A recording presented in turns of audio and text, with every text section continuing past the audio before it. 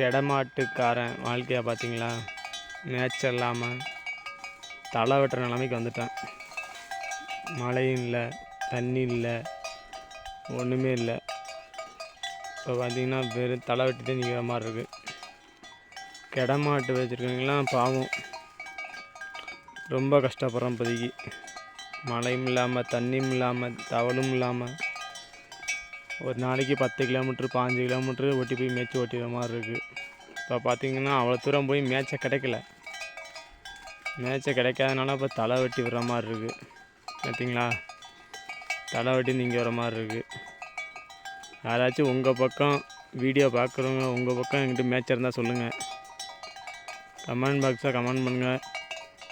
வந்து ஏரியா பார்த்துட்டு கெடமாட்டேன் அங்கே வெட்டினா பார்த்துக்குறோம். உங்கள் பக்கம் அதே மழை எப்படி பெஞ்சிருக்குன்னு சொல்லுங்கள்.